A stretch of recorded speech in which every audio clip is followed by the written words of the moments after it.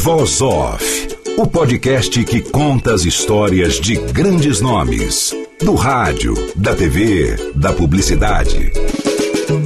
Grandes vozes que vão ficar para sempre em nossa memória. Apresentação: Antônio Viviani e Nicola Lauleta.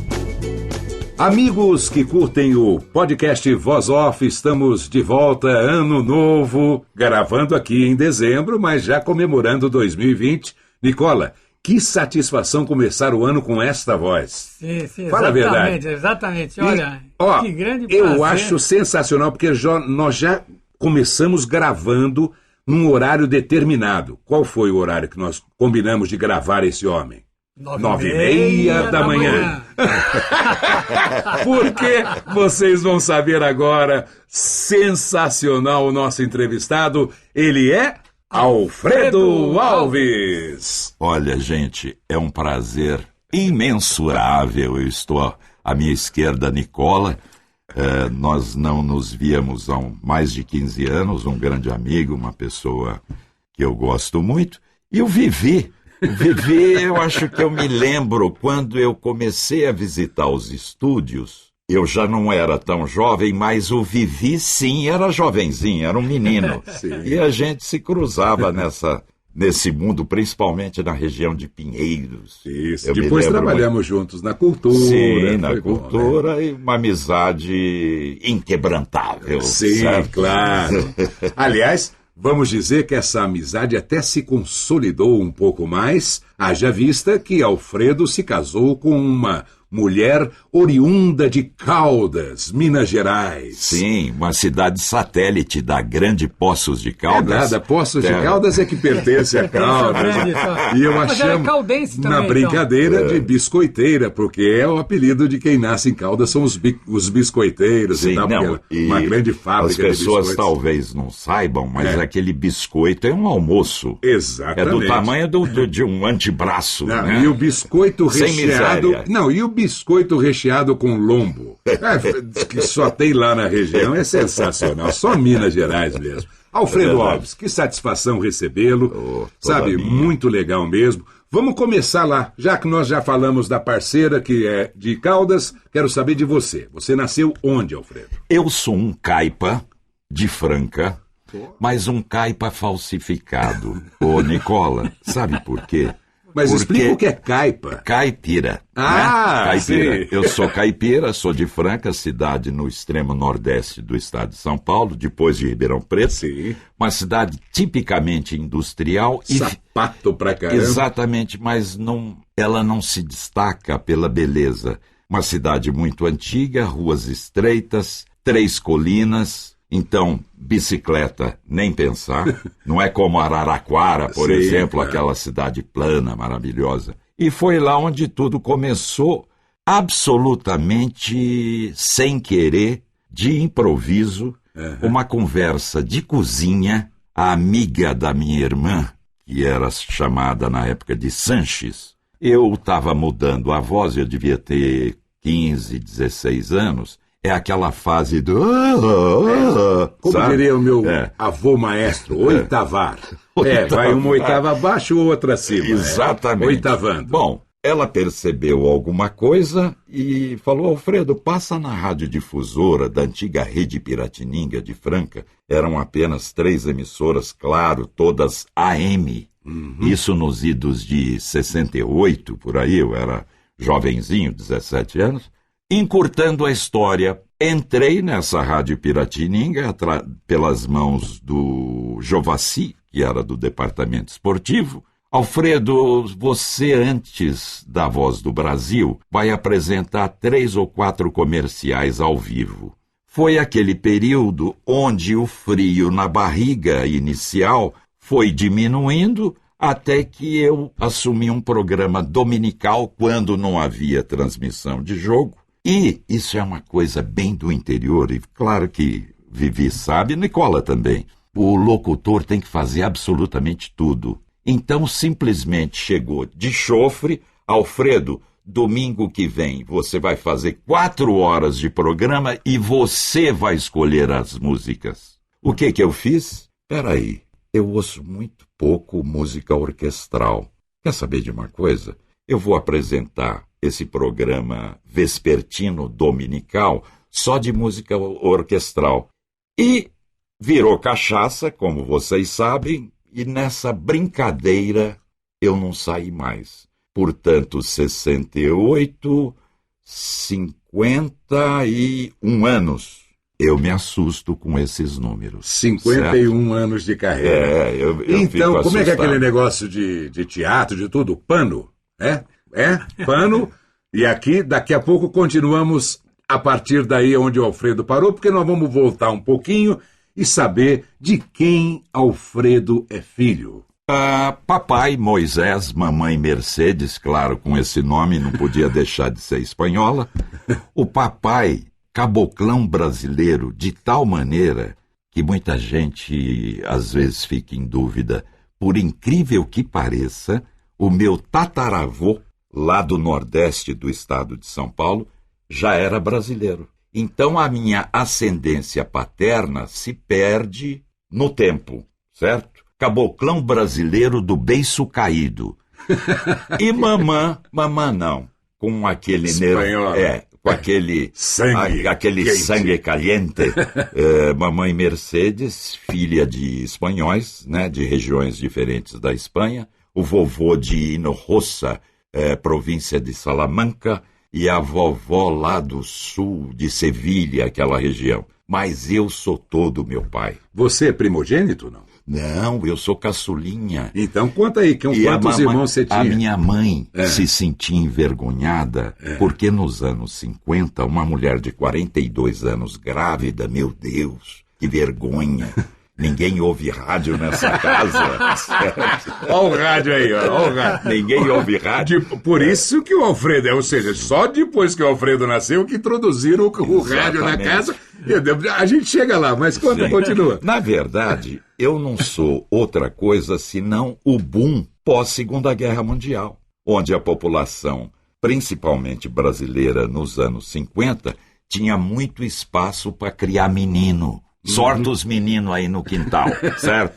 Então, o quintal era a cidade inteira. Era a cidade inteira. Então, 5 filhos. Os meus irmãos, principalmente o mais velho, tinha timbre grave. Ele poderia ter seguido a radiofonia, mas ele foi ser um humilde bancário e uma característica diferente na minha família. Os meus irmãos, por serem mais velhos, começaram muito cedo a trabalhar com 14 anos. Eu, caçulinha, vagabundo, eu fui expulso de casa pelo meu pai. Eu não quero ver a tua cara essa noite. E eu, dissimulado, sem vergonha, simulei choro e ele falou, não adianta. E mamãe, claro, mãe, põe a mãozinha no ombro do filho. Meu pai, eu não quero te ver. E foi, talvez, a minha salvação, porque eu fui para a Rádio Brasiliense de Ribeirão Preto e não voltei mais para minha terra natal. Puxa, aí foi Brasiliense de Ribeirão Preto, Morada do Sol de Araraquara, Tribuna de Santos, aí eu subi a serra antes do Dedé Gomes, com quem eu trabalhei lá na Tribuna de Santos. Aí vim para São Paulo, foi Difusora, Eldorado, era o sonho. Eldorado, Jornal do Brasil do Rio de Janeiro, nos bons tempos do Eliakim Araújo, que foi meu chefe, um grande aprendizado, uma grande escola. Você chegou aí para o Rio, então? Sim, fiquei lá 2 anos, voltei. O Sérgio Viotti, que havia me conhecido na Eldorado, dirigia a cultura e sabia já da minha familiaridade com os nomes complicados de música de concerto e tal, me convidou para voltar. E eu, muito sem vergonha, ainda relativamente jovem, 31 anos, responsabilidade zero, falei, eu entro nessa rádio aqui, fico 2, 3 anos e vou embora, como eu sempre fiz. Só que eu não prestei atenção no relógio. Passaram-se 38 anos e meio. E eu continuo na cultura até hoje. É mole. Vamos passar o pano de novo e voltar lá. Antes dele ser expulso de casa. Alfredo, a sua infância, a escola, como é que se desenvolveu isso? Olha, a minha infância foi Eu gostaria que você combinasse com quando você ouviu o rádio pela primeira vez. Sim, então, sim, por favor. Claro, Com todo prazer. Sobre a Vamos escola, lá. seus amigos. A minha infância, uma infância muito gostosa e rica, porque Franca, na minha infância, era uma pacata cidade de 100 mil habitantes, onde todas as pessoas se conheciam, e quando aparecia alguém de fora, era identificado imediatamente. Muito engraçado isso. Você que é meio caipa, sim. Em Minas se fala quem é do interior é caipira, porque aqui no estado de São Paulo, eu me considero um caipira. Eu também, certo? Claro, lógico. Somos. Somos. Bom... Ou como diz a gíria atual, é nós. É nós da fita. Então, em Franca eu tive uma infância muito gostosa, um pai extremamente generoso, porém pobre, perdeu nos anos 40 o sítio, aquela crise de 29, certo. Ela foi se propagando e o meu pai não conseguiu manter o nosso sustento, mas ele era um homem bastante... Empreendedor, e ele foi ser corretor de imóveis. E foi assim que nós nos sustentamos aos trancos e aos barrancos. E depois já ia fazendo o colégio marista, por Champagnat, só que os irmãos falharam, porque hoje, aos 69 anos, eu acredito no ateísmo. Não sou uma pessoa religiosa. Invejo aqueles que creem, sinto inveja, porque acho que essas pessoas são interiormente mais fortes, mais fortalecidas. Não tem esse vazio que eu, ateu, tenho. Você faz o bem não pensando na recompensa posterior divina. Exatamente. Então, o ateu, eu acho que ele tem uma grande qualidade somente... É uma vida muito insegura, justamente por você não ter o aparato, o respaldo religioso. É muito insegura, você fica meio vazio, mas é uma vida muito sincera. Porque quando você faz o bem, será que esse bem não é mais sincero do que aquele que está investindo no céu? Esperando uma recompensa. Então, que bom saber que você é ateu, então, graças a Deus. Graças a Deus. Exatamente. Que espetáculo. Eu me identifiquei com a profissão de seu pai, porque meu pai também, depois de muitos anos, se tornou corretor de imóveis, e o Colégio Marista fica em Poços de Caldas, na Avenida Champagnat. Também temos lá. Nós temos Champagnat em Franca. Exatamente. Marcelino Champagnat. Exatamente. Eram, na verdade, não eram padres, eram chamados de irmãos. Sim. E, segundo o patrono, Marcelino Champagnat, dedicados à educação. E uma educação muito interessante, porque eu tive o privilégio no Colégio Champagnat de conhecer cravo, um instrumento da Renascença.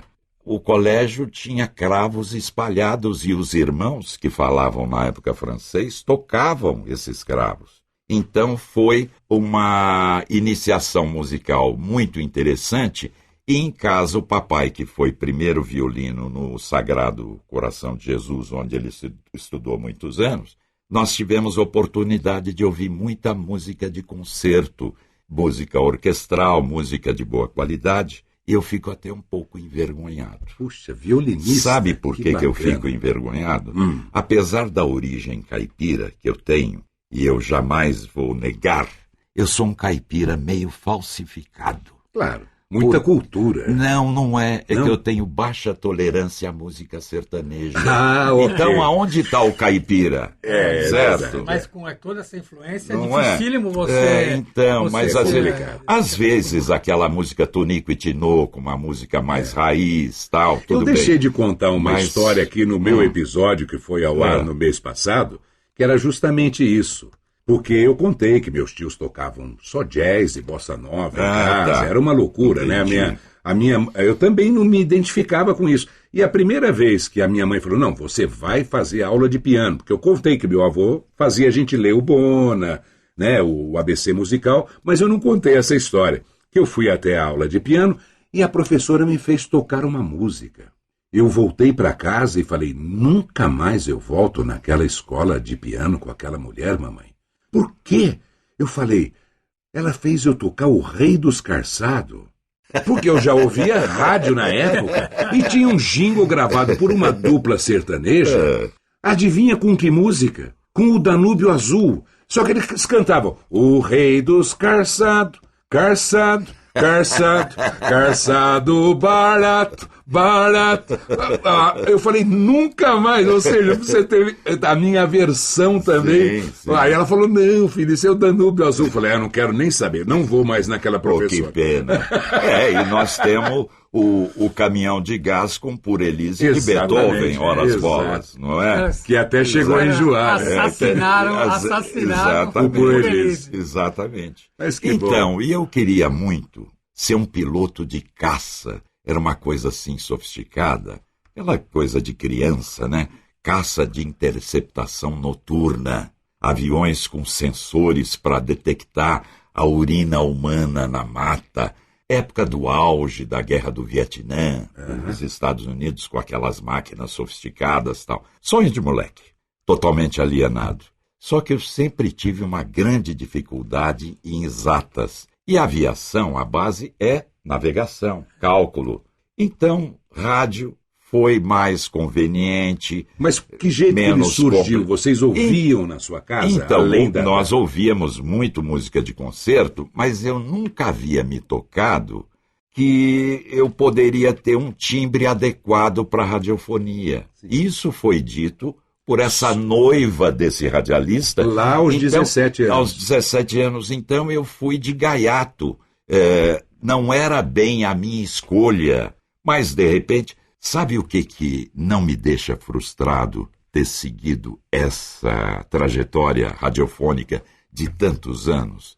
É claro que todos nós sabemos que timbre já era. Sim. Hoje todo mundo... Eu jamais vou dizer para um jovem que não tem um grave pesado, não, desista que você não tem voz. Ele pode ser um excelente repórter, um grande apresentador, um bom improvisador, com grande cultura, vai ter muita coisa para dizer. Para as nossas vozes tem coisas específicas. Exatamente. Só que na década de 60, 70, não era assim. Era só vozes graves e aquela coisa um pouco brega de impostação. Olá, como vai? Boa tarde. Quem é você? Me lembra muito Alberto Roberto. Sim, certo? Claro. Né? Bom, o Robert Valteiro. Eu, como dono de produtora, o cara chega pra mim e fala assim, bom dia. Como vai? Como vai? Eu sou locutor. Não precisava ter falado isso. Não é assim, não. Bom, a história é curta. Por que eu não me sinto frustrado de estar no meio até hoje? Porque o último episódio, muito recente. Fila de supermercado, um senhor já idoso atrás, eu com a minha mulher, ele muito gentil e simpático, eu conversando distraidamente com a minha mulher, ele virou para mim e falou, o senhor é locutor, o senhor trabalha em rádio. E, claro, milhares de pessoas já me identificaram, claro. A caixa do supermercado, a balconista da farmácia, o frentista do posto de gasolina. Então, Alfredo, é rádio, filho. Ô, filho, vai por aqui. Então, tudo bem. Sobre as emissoras pelas quais eu já passei, eu disse... A primeira foi lá mesmo, em Franca. Franca, claro. Você ficou quanto tempo fazendo esse programa que você escolhia as músicas? Eu acredito que até os 19 anos, que aí eu teve o problema com o papai. Servi o exército, ficou aquele vazio de todo Saiu jovem. Saiu como cabo do tiro de guerra ou era exército? Não era tiro de guerra. E saiu como soldado raso mesmo. Poço de Caldas tiro de guerra, sim, claro. Tiro de guerra. Sim, faz e nunca mais quer Nunca saber. mais, até logo, boa tarde. Fica livre. Só que tem um detalhe, vem um grande vazio, né? Para onde eu vou, o que farei... Isso. E o meu pai fez esse grande favor, porque, saibam, eu nunca fui uma pessoa laboriosa como os meus irmãos, que foram cedo trabalhar. Era caçulinha. Caçulinha, aí protegido da mamãe. Exatamente, bicicleta, jornal na sala, sentado confortavelmente no sofá, até que o pai teve que sacudir o homem, né? Some, vai. Vai. E aí eu não parei mais. Bom, aí você saiu de Bauru, de Franca e foi para... Ribeirão Preto, Araraquara. Não, mas Ribeirão. Você Isso. saiu de casa e falou, pô, peraí, eu vou para onde? Como é que se deu isso? Você pegou um ônibus? Aí, um ônibus, na cara de pau, fui à Rádio Brasiliense, que era uma emissora era a Rádio Eldorado de Ribeirão Preto. Certo. A rádio focada na classe universitária, que até hoje Ribeirão é uma cidade essencialmente universitária. E eu me identificava com aquela locução mais tranquila e não gritada. Você conseguia ouvir essa rádio lá de Franca? Já ouvia, só a AM naquele tempo. Claro. E tem um fato bastante curioso que eu gostaria de registrar. Fala, por favor. E claro que eu espero que essa pessoa não se sinta ofendida, porque ganhar dinheiro não é desmérito para ninguém. Chegando em São Paulo, eu fui à Rádio Cultura e lá comecei a apresentar, junto com vários locutores e dubladores, era um programa que foi até premiado no Ayrton Rodrigues, no Almoço com as Estrelas, os mais velhos vão se lembrar. Esse programa foi premiado. Sucesso. E quem estava ao meu lado fazendo locução? Eli Correia. Oi, gente! Já esteve aqui com a gente, então, que bacana. O Eli, jovenzinho, nós dois, 24 anos, 25 anos, o Eli parece que chegando do Paraná. E eu me identificando com aquele rádio sóbrio, música de concerto e tudo mais. E o Eli Correia, claro, foi para o rádio popular, o rádio de grande audiência, e é claro que os seus ouvintes, eu vou deixar para a imaginação de toda essa gente. A pequena diferença entre mim e o Eli Correia é a conta bancária. É isso aí. Certo? É a conta bancária. Ele escolheu o caminho popular, exatamente. Onde ele fazia os testemunhais, sem aquela dúvida, coisa. E com todo o talento que tem Eli Correia. Por isso ele é o Eli. Exato. Hoje, com tanta fama, quem nunca ouviu falar em Eli Correia no Brasil? Não é verdade? É verdade. Né? Muito bem. Aí, em Ribeirão Preto, você foi para... Araraquara. Para a Rádio Morada do Sol, que também todas as emissoras... Essas suas chegadas em rádio, com a cara e a vontade. Você já tinha saído da Rádio de Ribeirão? Da Rádio de Ribeirão Preto. Você não foi... Não foi assim? Não. Na verdade, o salário era... peraí, eu estou me lembrando.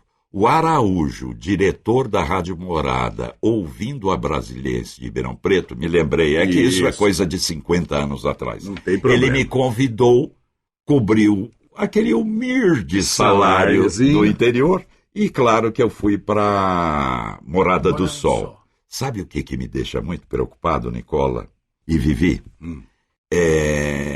Que olhando para trás, a maior parte das emissoras pelas quais eu passei, eu não vou chorar, mas elas fecharam. Rádio Piratininga de Franca, já foi. Rádio Brasiliense de Ribeirão Preto, até logo. Morada do Sol. Morada do Sol, eu acho que o AM não existe mais. Espera aí que eu estou chegando. Tribuna de Santos, que pertence ao jornal, não existe mais. Só que eu não acabei. Difusora de São Paulo, também não existe mais. Excelsior, eu tive uma rápida passagem pela Excelsior, não existe mais. E não acabou. Rádio Eldorado de São Paulo, 700 kHz AM, vendida para igreja, essas igrejas neopentecostais, certo? Só que agora, com grande tristeza, eu anuncio. A Rádio Jornal do Brasil do Rio de Janeiro, a grande escola da radiofonia nacional, ele aqui em Araújo, Majestade, Chapelém e tal, neopentecostais. Eu tenho um certo temor. Não saia da Rádio Cultura, porque se você sair da Rádio Cultura, fecha. Mas tem um detalhe, eu temo, sem nenhum preconceito, mas eu temo que daqui mais alguns anos, você girando o dial, você não consiga achar uma emissora não religiosa. É verdade. Eu acho que esse risco nós corremos, e eu acho que breve. Breve. Por aí. Breve. Bom, vamos sair lá da Morada do Sol. Você ficou quanto tempo lá? Você lembra, mais ou menos? Entre a Brasiliense, a Morada do Sol e a Tribuna de Santos... Não, mas antes de chegar meses? Meses. Bom, saiu da... É aquilo que eu falei, eu era um aventureiro. Aí eu queria me lembrar de uma coisa. Antes de chegar na Tribuna ou depois? Nesse intervalo? Para que os ouvintes saibam da minha condição financeira. Ah, ok. Na Rádio Tribuna... Já sabemos que não é igual a do Eli Corrêa. Sim, mas tem uma história um pouquinho mais triste. Então vamos Na lá. Rádio Tribuna, eu tinha suficiente dinheiro na carteira para não comprar uma Coca-Cola. Certo? Eu inverti para não comprar. Ok. Então era uma vida bastante difícil, mas não mais dependente de papai, é claro, graças a Deus. Aí, vamos para São Paulo, vai. A meta é Rádio Eldorado. Teste na difusora. Fui reprovado. Por quê? Chego numa emissora pop e faço uma locução fúnebre. A Virgínia de Moraes, a voz mais bela que eu já ouvi na minha vida, e acho que vocês concordam. Idem a não ser... eu comparo a da Vera Ribeiro, que trabalhou comigo em Poços de Caldas. Só. Ah, tá. Mas só isso. Que pena as que duas. não tenha conhecido. Exato. Bom, Virgínia de Moraes fala com Caion Gadia, diretor na época das emissoras, tal.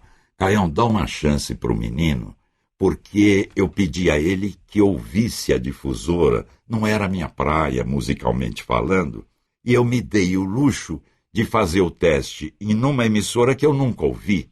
Como é que você vai fazer? Difícil, Aí eu vi, atentamente, Dárcio Arruda, Luiz Preguinho, certo? E tantos outros talentos da radiofonia nacional.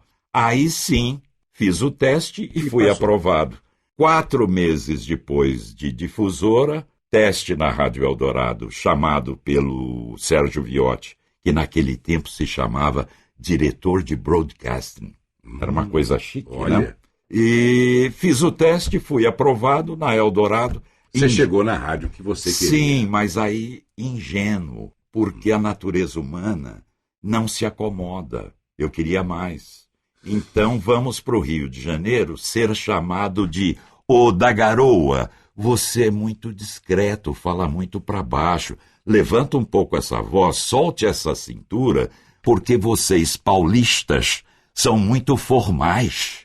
E foi no Rio de Janeiro que eu comecei a me soltar daquele padrão rigoroso Eldorado e jogo de cintura para começar a apresentar documentários, os comerciais. Claro, não vamos exagerar, eu nunca fiz varejão. Eventualmente sim, claro, mas a minha praia é... A coisa mais clássica. Claro, mais clássica. Tá certo. Mas olha, foi uma... E o Rio de Janeiro? Você morava perto da Rádio Não, eu escolhi no Rio de Janeiro para morar na Lapa, que era um lugar inabitável por pessoas não boêmias. Sim. Inabitável para pessoas não boêmias. Não era o seu caso. Então, aí eu fui apresentado para a boemia. Então aí foi Lamas, Fiorentina... Capela, ou seja, todo o roteiro boêmio, e claro que eu curti bastante e tive o privilégio de conhecer grandes profissionais do rádio, da televisão, e essa cancha que eu disse a vocês que o formalismo paulista lá eu perdi, e aí papai muito doente em Franca, seriam 800 quilômetros de distância Franca, Rio de Janeiro, Franca, falei, menos. Voltei para São Paulo, aí fiquei a 400 só da minha terra natal, só, né? Só é demais. Mas diminuiu pela metade. Pela metade. E aí, Rádio Cultura de São Paulo, Sérgio Viotti. O Sérgio Viotti já tinha saído da Eldorado e ido para a Cultura. Exatamente. Por que eu fico citando o Sérgio Viotti? Porque ele foi, sem sombra de dúvida, meu mentor e, sim, o responsável pela minha trajetória, a minha escolha. Eu quero isso, eu quero esse rádio mais sofisticado.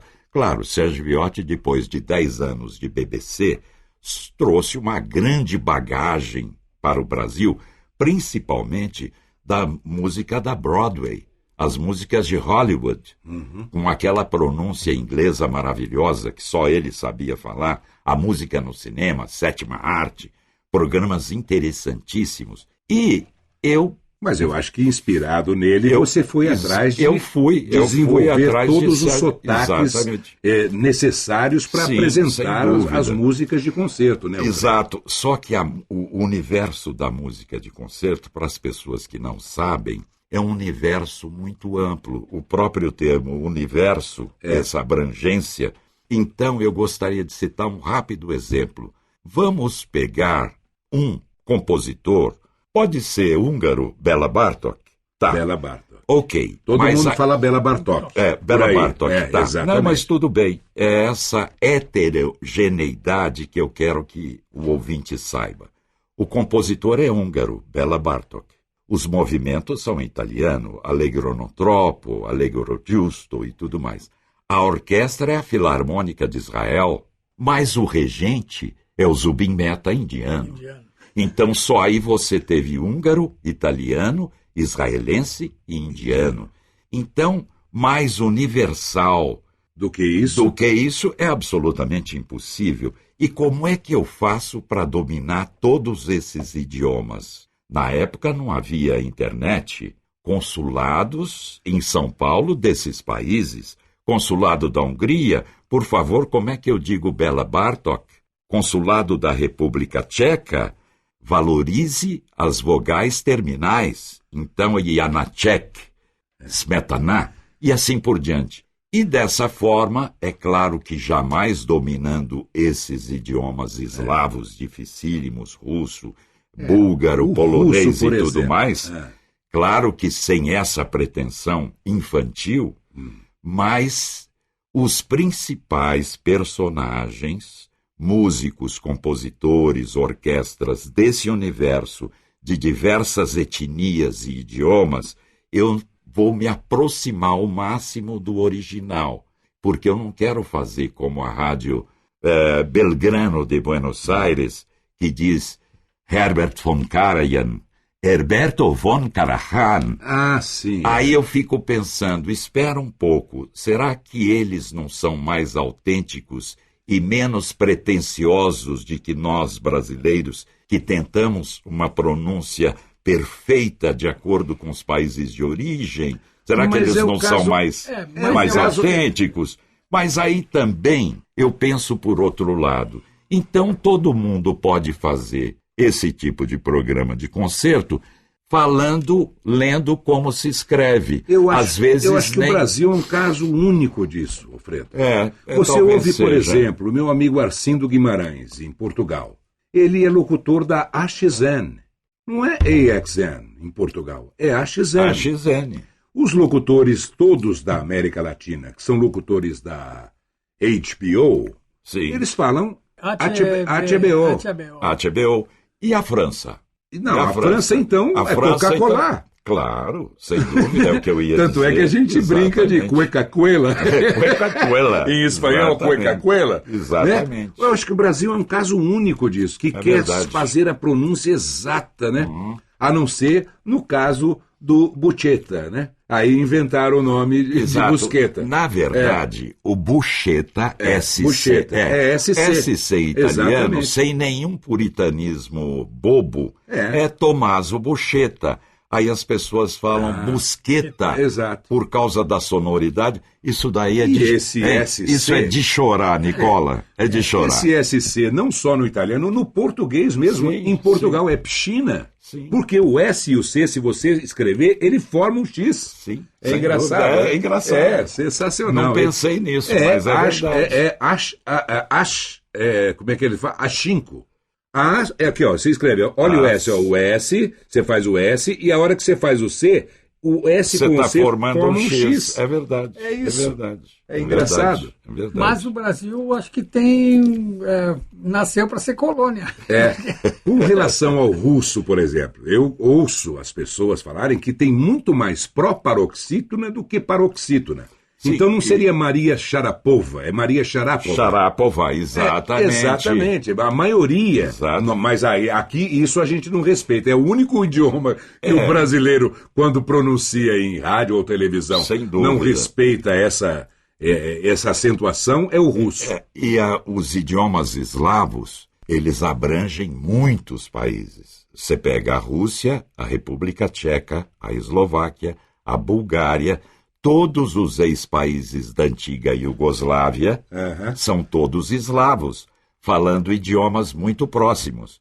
E é extremamente difícil, eu confesso. Claro, o polonês é quase que impronunciável, não é verdade? Mas apesar de todo esse desafio, é um mundo fascinante e desperta muito a minha curiosidade. Eu acho que realmente esse ponto é que faz com que o brasileiro procure falar um nome correto. E é porque eu falei de colonialismo, mais do que de sacanagem. Sim. Mas é isso, porque é muito engraçado quando você, principalmente os argentinos, que a gente ouve sempre, né, que falam do jeito deles. Do jeito deles. Sim, é muito engraçado. Sim, é muito engraçado. Porque para nós aquilo é muito estranho. Então, Bom, Alfredo, quero saber o seguinte. Você, na cultura, começou no AM. Por quê? Porque naquela época era só AM. Foi inaugurado o FM, o Sérgio Viotti assumiu. Deixa eu tentar me lembrar.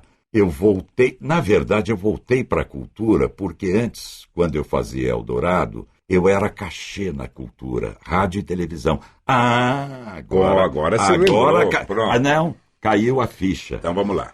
Vocês não me fizeram uma pergunta, já que eu sou do meio. Alfredo, e a sua imagem na televisão? Então, mas mas por isso que eu perguntei do AM, porque eu queria saber quando foi que você saiu do AM, foi pro FM e pra televisão. Era isso. A pergunta seria nessa sequência. Perfeito. Okay. Bom, então já manda tudo aí. Já vou mandar tudo. Gente, eu sou homem de áudio, não sou homem de vídeo. Por quê? A minha autocrítica, ela é um pouco severa, mas é o óbvio. Quem me conhece sabe. Beiçudo e sobrancelhudo. Eu não sou Monteiro Lobato nem o Brezhnev, mas eu não fico complexado ao lado deles, certo? Então é muita sobrancelha, concorda? E eu nunca me vi, assim, uma figura simpática no vídeo. O Luiz Antônio Simões de Carvalho, como dizem os árabes, que Alá o tenha, ele investiu muito em mim. Não, Alfredo, você vai fazer televisão. Então eu fiz. No tempo da cultura em preto e branco, nos anos 70, eu fiz treinamento de professores, folclore no Brasil com Gregório Bacic, que era produtor do Abu Janra no programa que o Abu Janra apresentava, e hoje é o Marcelo Taz. Sim. Mas eu fico feliz de saber que eu tive a oportunidade, fui para o vídeo, mas... Você mesmo se reprovou. Eu me reprovei. Alfredo, você é muito feinho, vai assustar a criança. Fica nos bastidores, por favor. Então é isso. E ficou nos bastidores, inclusive da televisão, gravando as chamadas daquela forma diferenciada que você criou. Mas eu quero muito falar sobre isso. Então, é o que nós queremos ouvir também. Como eu sou um prolixo, eu vou tentar não me desviar. Não, vai lá. Essa marca, nas meias horas, os programas iniciavam às 10h30, às 9h30, às 8h30, e eu não sei por que cargas d'água eu comecei a inflexionar 10h30 da noite, 8h30 da noite, mesmo não sendo chamadas tétricas, pesadas. Sim. Então, um programa leve... Mas era mais pra cima, você fez muito baixo. 10h30 da noite. Então, exato. Mas aí, com o passar dos anos, eu hoje, no alto dos meus 69, eu olho para trás e falo, Alfredo, você era breguinha. Breguinha. Eu sou o cara que... Mas aí eu quero dizer para vocês o seguinte, essa passagem é muito engraçada. Pobre viajando pela Europa. Qual é a empresa mais barata? A VASP. Mas a VASP vai quebrar. Não, mas eu acho que ela ainda tem um fôlego. Eu vou pela VASP. Na Itália, os aviões da VASP foram todos arrestados. E aí nós ficamos a Deus dará. Fomos parar em Bruxelas, na Bélgica. E no hall de um grande hotel, onde a VASP nos colocou, e eu com um cachorrinho mastim napolitano, trazendo de Nápoles. Vamos falar do cachorro depois. Sim. Depois nós vamos falar dos cachorros. Entrei no hall e a Cultura havia passado um programa sobre as vozes cujos personagens não apareciam. E eu apareci. Muito bem. No sofá, uma filha, uma menina de mais ou menos 10 anos e a mãe, brasileiros em Bruxelas. Eu me sento na frente e a menina falou: esse não é aquele locutor das chamadas que apareceu no programa e tal? Por favor, senhor. Eu me levantei e me aproximei das duas. A menina, naquela ingenuidade de criança, falou: você não é aquele que fala 9:30 da noite? Eu falei: sou eu mesmo. Isso em Bruxelas, na Bélgica. E outra coisa, as duas eram nordestinas e a Cultura transmitia programas educativos para o Nordeste. Nem paulistas elas eram, entendeu? Puxa, que bacana. Então esse 10:30 da noite eu tive que ouvir de nordestino em Bruxelas. Foi Vou muito aproveitar engraçado. a sua estada na Europa e vou falar que, normalmente, eu não sei, eu sempre fui assim, e eu já vi várias pessoas que são assim. Quando você viaja para o exterior, então você vai naquelas cidades e você olha determinadas pessoas que lembram conhecidos seus no Brasil. Sempre assim. Então eu sempre virei e falei: não, puxa vida, olha, puxa, parece o meu amigo lá tal, de Poços de Caldas. Ou vejo alguém, como já fiz com você, vejo lá a Padaria Nicola, fotografo, mando para você, ou assim por diante. A gente costuma se identificar com pessoas que estão passando, que são parecidas com aqueles que a gente convive aqui. E é verdade que, numa determinada época, o Alfredo foi em Paris e estava na Torre Eiffel. Sim. E, de repente, aquela brincadeira, tinha 3 amigos viajando juntos. Você sabe dessa história? Ele vai contar pra gente. Quantos amigos? Torre Vai lá. Eiffel, subindo, Torre Eiffel e tudo mais, aquela loucura, o planeta Terra lá em cima e tal. E tô distraidamente, tranquilo, com a minha mulher passeando. De repente, eu vejo algumas mãos acenando. Eu olhei e falei: peraí, parece Isso eles que tinham brincado entre si, já passando, né? Porque Sim. eles já tinham... olha lá, ó o Viviane. Olha lá, fulano, ciclano. Assim, os 3 viajando por Paris e olhando as pessoas e falando que era alguém conhecido. Sim. Logicamente, sempre uma brincadeira. E nesse Só que dia, essa um brincadeira virou-se foi- pro outro e falou: olha lá o Alfredo. Conta aí, Alfredo. E aí os caras: não é possível. Sabe quem eram os 3 personagens? Você nunca ouviu falar de nenhum deles. Ronan Junqueira, Irineu Toledo e Edinho Moreno. Chega, paro por aqui. Claro, com seus respectivos copos de vinho até a borda. Claro, porque ninguém gosta de miséria em Paris, certo? Aí foi aquela farra, né? Essa história, não, porque um virou, olha lá o Alfredo. Aí os caras olharam, pô, tá alguém, eu não sei quem foi, acho que talvez o Edinho. O Edinho. Que tenha visto. Não, e foi- aí os caras, foi pô, demais. vamos ver quem é que é parecido com o Alfredo. Era o Alfredo. Espetacular essa foi história. muito boa. Muito boa, não foi, Ótimo, Alfredo? ótimo. E o Irineu, parece que o Irineu Toledo, fazendo gravação, uma gravação com grande urgência, não sei sim, se ele dentro chegou do museu. dentro do Museu do Louvre. É mole? Nossa, ele Ou quase seja, foi expulso. sim, veio sim. segurança. Ele já foi entrevistado? Não, ele vai ser entrevistado. claro. Nós vamos indo por Essa história faixa ele tem que etária contar. aqui. O Irineu Opa. chegará a hora dele. Claro. Agora eu quero falar sobre os cachorros, né? Porque essa é sua paixão. Conta pra gente. Aliás, você só foi se casar muito tarde, né, Alfredo? Sim, bastante. Eu tinha 53 anos. Oh, pensei que ele ia Eu dizer tava- 53 cachorros. Não, 53 anos e com carinha de 60, né? Claro. Claro. Bom, minha relação com os animais. Eu costumo dizer que com 15 anos eu já tinha uma certa consciência, que eu já disse isso numa outra entrevista, vou repetir. Com 15 anos eu já sabia que eu não queria ser pai.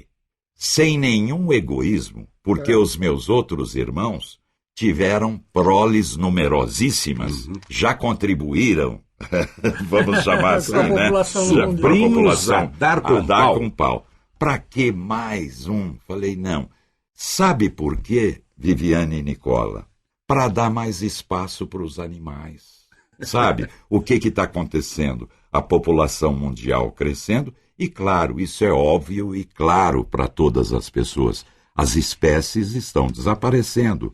Ou leopardos e tigres avançando em populações na Índia, porque o habitat deles está sendo invadido. Isso no Brasil, sucuri em perímetro urbano atravessando a rua, quer dizer, não tem mais espaço.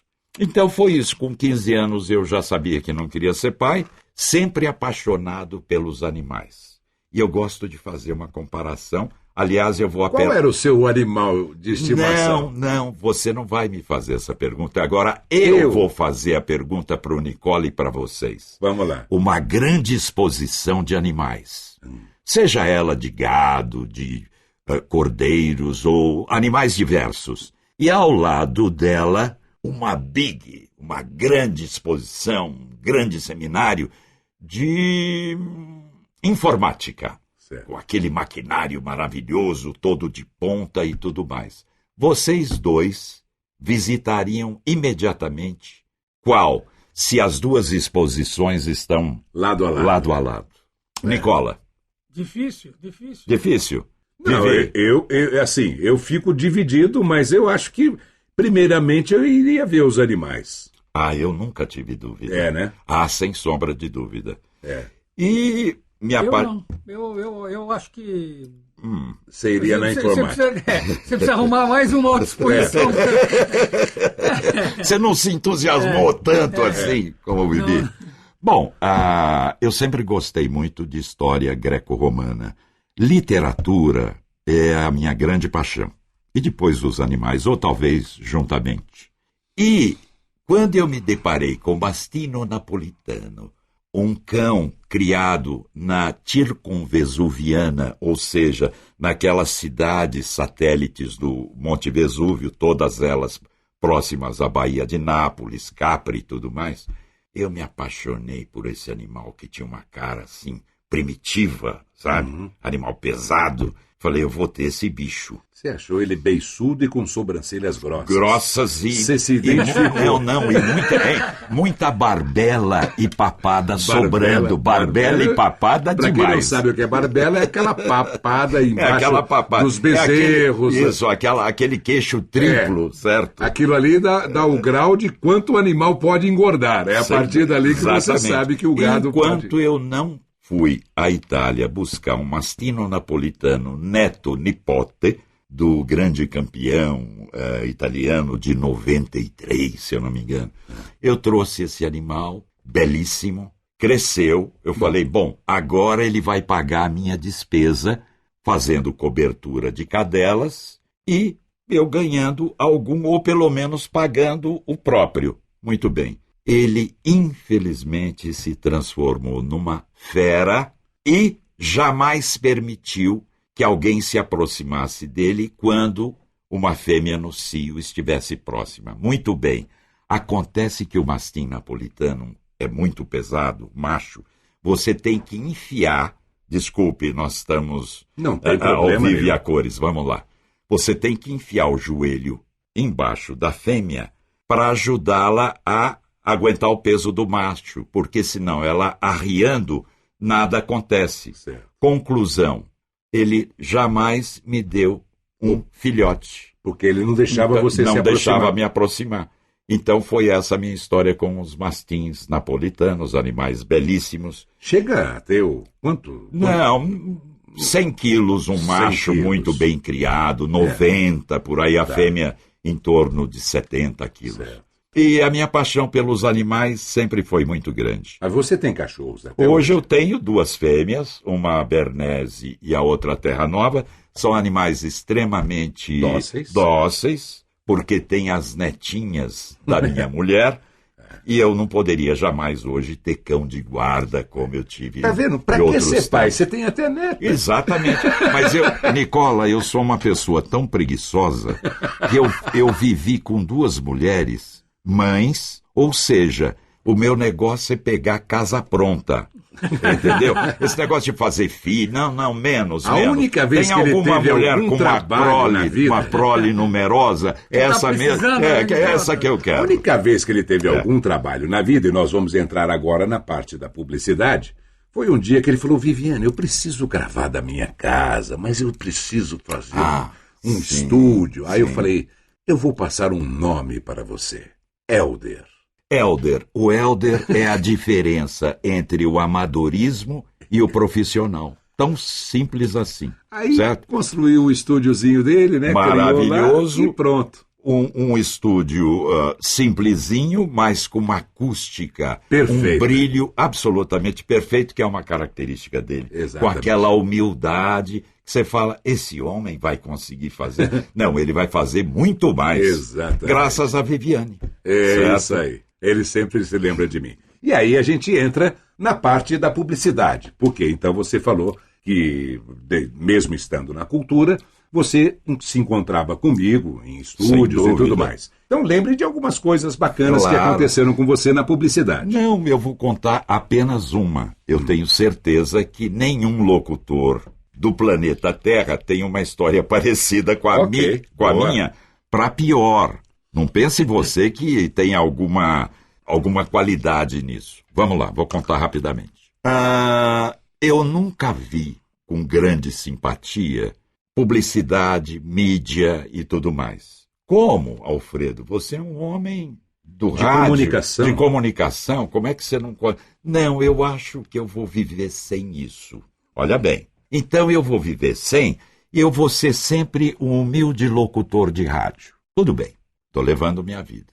Só que através das chamadas da TV Cultura, eu mexi com a sensibilidade de um grande produtor, Dr. Dedê. Dudu Marotti. Eu quero o Alfredão fazendo a campanha da Chevrolet, 1994, 70 anos da Chevrolet no Brasil, da GM no Brasil. Me ligou na rádio. Eu era incomunicável. Alfredo, eu gostaria que você gravasse. Ou eu, claro, sempre de forma simpática e polida. Ô Dudu, infelizmente eu não gravo, eu não faço isso. Mas como não? Infelizmente não faço. Tá.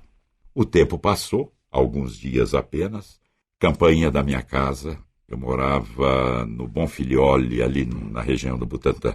Campainha toca, eu vou atender. Uma mulher lindíssima, sensualíssima, com um táxi parado na frente da minha casa. A hora que ela disse: oi, você é o Alfredo? Eu acho que eu desmilingüi na hora. Eu desmilingüi. Falei: ui, mamãe me acode. Quem era? Raquel. Conheceu a Raquel? Lembra dela? A contato do Dr. Dedê? Exatamente. Grande Raquel, lindíssima, simpática, demos muita risada depois. Lembro. A porta do táxi aberta, e ela olhou bem nos meus olhos e falou assim: eu vim te buscar para fazer a campanha da GM. Certo? E eu não sabia. É agora. E agora? Espera só um pouquinho. Acho que eu passei um perfume, alguma coisa, e fui, claro. E aí eu perdi a virgindade. Muito bem. Como é que eu encerraria essa história? Bom, o Alfredo sempre foi socialista, vai ser sempre pobre, nunca será proprietário de nada de acordo com a ideologia dele. Claro, eu fui um homem de esquerda naquele tempo. Voltando da Itália com o cachorro, e a aeromoça servindo um champanhe numa taça muito bonita, aí eu experimentando aquele champanhe. Puxa, mas eu era socialista. Eu era socialista, mas espera, o capitalismo tem algumas coisas boas. Uma exceção eu conheci a Itália, estou trazendo um cachorro e experimentando um champanhe francês. Eu não teria saído do Bonfilhole, da minha casa... Sem a publicidade. Sem a publicidade. Então vamos à publicidade, ora as bolas. Muito bem, maravilhoso. Puta, que história bacana. Eu achei que, encerrando com essa, fosse interessante, porque vocês vão de convir comigo. Isso não existe. Não, é espetacular. Claro, é espetacular. Eu paguei a viagem, paguei o cachorro e sobrou dinheiro. Sensacional. Mas com essa história maravilhosa, Alfredo, puxa, a gente tem, né, que agradecer muito a sua presença. Eu quero deixar muito claro que isso não sirva de exemplo para ninguém. Claro. Pelo amor de Deus. Continuem socialistas, continuem... não é isso. Não é essa parte. Desprezem as ideologias e vivam a vida, por favor. Viva a vida, isso é que é importante, né, Alfredo? Não é? Que gostoso ter a sua presença aqui conosco. Eu fiquei conosco. Bastante emocionado. Veja bem, não só essa campanha de Chevrolet, mas muitas outras o Nicola vai colocar logo após a gente encerrar esse nosso papo, aqueles repertórios maravilhosos que você já fez para o Clube da Voz e tudo perfeito. mais.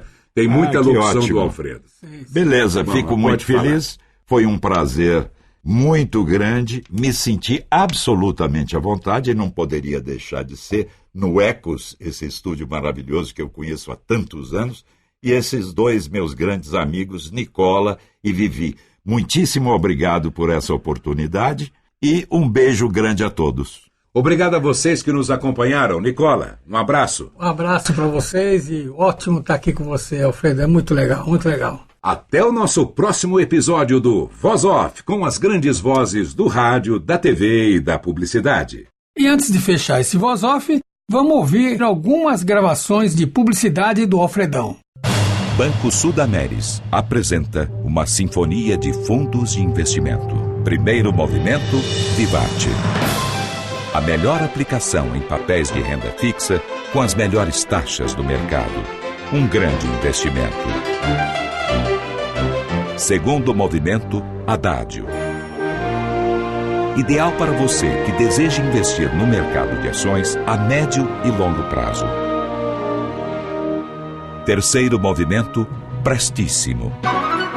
Muita comodidade, liquidez diária e o resultado imediato do seu investimento. Quarto movimento, Maestoso. Uma grande oportunidade de aplicação no mercado brasileiro para investidores do mercado exterior. Fundos Sudameris de Investimento. Um clássico. Agora, a Vivo vai operar na sua região também com tecnologia CDMA. As vantagens são enormes, porque CDMA é a tecnologia preparada para o futuro e com maior velocidade de transmissão de dados. Não é à toa que ela é utilizada em alguns dos países mais avançados do mundo. CDMA é a Vivo trazendo o que existe de mais moderno até você. Vivo, mais cobertura em voz, mais veloz em dados. Belezas naturais, samba, caipirinha, futebol. Estas são algumas das coisas que o Brasil tem de melhor. Além dos sapatos Opanank anti-estresse, é claro, produzidos em couro legítimo com solados especiais costurados à mão. Os calçados Opanank anti-estresse oferecem o máximo de conforto aos seus pés. Isso sem contar o design moderno. Viva o seu dia a dia de uma maneira mais leve. Opanank anti-estresse, o sapato mais confortável do mundo, é exclusividade do brasileiro. A natureza reúne sabiamente a generosidade da água e a fertilidade da terra e provoca o milagre da germinação, criando vida, que numa gostosa cumplicidade vai nutrir a vida. Alimento saudável, melhor qualidade de vida. Essa é a busca da BASF com desenvolvimento de novas tecnologias para beneficiar a agricultura. O resultado você sente na mesa. BASF, valorizando o arroz, valorizando a vida. Você vai sempre no mesmo lugar porque conhece todo mundo ou porque não conhece outro lugar? A edição especial de Veja, Comer e Beber traz as melhores opções de bares e restaurantes da cidade. São mais de 400 restaurantes, 145 bares e dicas de comidas e serviços para você experimentar. Veja especial Comer e Beber, já nas bancas. É impossível tirar seu filho da frente da TV? Então coloque outra TV na frente dele. A nova BioVision 29 Stereo Samsung. A única TV do mundo que emite raios infravermelhos que são bons para a saúde, bom para seu filho, melhor para você. Samsung, a tecnomarca. No começo dos anos 2000, a Ecos fez um brinde gravado para seus clientes dando mensagens para serem usadas em secretária eletrônica, que hoje em dia já não se usa mais. E o mote era: deixe seu recado após o sinal. E as grandes vozes da publicidade na época vieram no estúdio deixar o seu recado após o sinal, cada um usando as suas características mais marcantes. A do Alfredo Alves foi exatamente essa do 10h30 da noite. Alô? Puxa vida! Desculpe eu não poder atender agora. Se eu soubesse que você ia ligar, eu ficaria esperando. Não tem problema. Deixe um recado depois do sinal que eu ligo, às 10h30 da noite. E para finalizar, o começo da carreira do Alfredo Alves na publicidade. O primeiro comercial que o Alfredão gravou e que foi marcante na carreira dele e também na publicidade. O comercial de 70 anos da Chevrolet no Brasil. Hoje vamos falar de emoção. Da emoção das pessoas que fabricam os nossos carros.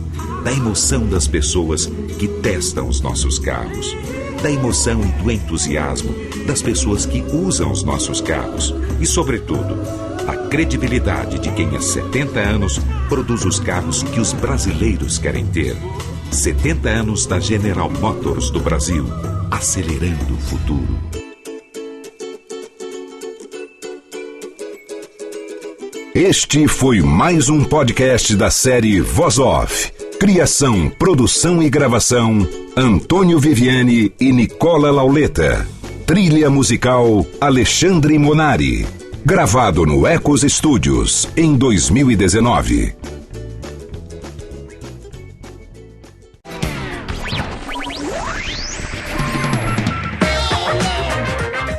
Este podcast foi publicado pela Radiofobia Podcast Network. Acesse radiofobia.com.br/podcast para conhecer e ouvir todos os nossos programas ou assine no seu agregador de podcast preferido. Esperamos você no próximo episódio.